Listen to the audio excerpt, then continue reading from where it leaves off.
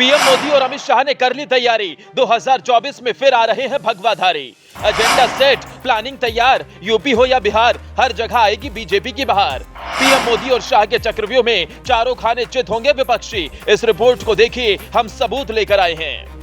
2024 में होने वाले लोकसभा चुनावों के लिए भारतीय जनता पार्टी ने जो एजेंडा सेट किया है, उसको देखकर विपक्षियों की नींद उड़ गई है। पीएम मोदी और अमित शाह की जोड़ी 2024 में वो काम करने जा रही है जिससे 2029 की राह भी आसान हो जाएगी। ये आप भी जानते हैं और हम भी कि बीजेपी के बूथ मैनेजमेंट सिस्टम के सामने विपक्षी कहीं नहीं टिकते हैं। चुनाव लोकसभा का हो या पार्षद का, बीजेपी किसी भी चुनाव में पूरी ताकत झोंक देती है। जिन सीटों पर या जिन राज्यों में बीजेपी की पकड़ कमजोर है, उन राज्यों के लिए बीजेपी ने अभी से प्लानिंग कर ली है। हर बूथ भाजपा मजबूत के नारे के 2024 में शाह और मोदी की जोड़ी एक बार फिर कमाल करेगी। 2024 के लिए बीजेपी का एजेंडा क्या है और बीजेपी ने क्या प्लान सेट किया है, इसको सुनने से पहले वो सुनिए जहां से बीजेपी अब की बार लोकसभा का चक्रव्यूह रचेगी और विपक्ष उसमें बुरी तरह फंसेगा। हाल में बिहार की सियासत ने करवट ले नीतीश कुमार ने बीजेपी का दामन छोड़कर लालू की पार्टी से हाथ मिला लिया। नीतीश समझने लगे थे कि उन्होंने बिहार में बड़ा खेला कर दिया है, लेकिन वो ये नहीं जानते कि 2024 के लोकसभा चुनावों के बाद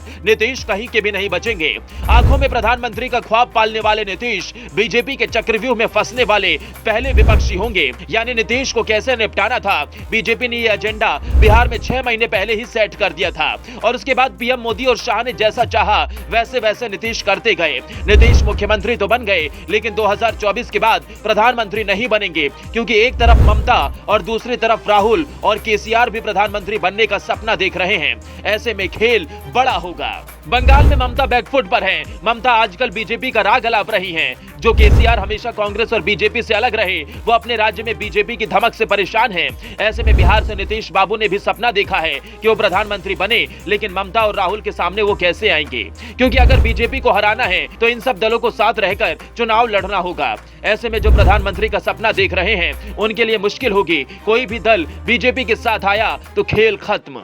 2024 के चुनावों में अभी 1 साल से ऊपर का वक्त बाकी है, लेकिन इसी बीच बीजेपी कई प्रदेश इकाइयों में अहम बदलाव जारी रख सकती है। बीजेपी की शीर्ष संगठनात्मक संस्था संसदीय बोर्ड के हालिया बदलाव में केंद्रीय मंत्री नितिन गडकरी और मध्य प्रदेश के मुख्यमंत्री शिवराज सिंह चौहान को जगह नहीं मिलने की खबर भले ही अधिक सुर्खियों में रही हो, लेकिन भाजपा ने इसे सामाजिक और क्षेत्रीय रूप से अधिक प्रतिनिधित्व वाला बना दिया है। पहली बार गैर उच्च जातीय बोर्ड में बहुमत में है, क्योंकि पार्टी समाज के पारंपरिक रूप से कमजोर और पिछड़े वर्ग तक अपनी पहुंच जारी रखे हुए हैं।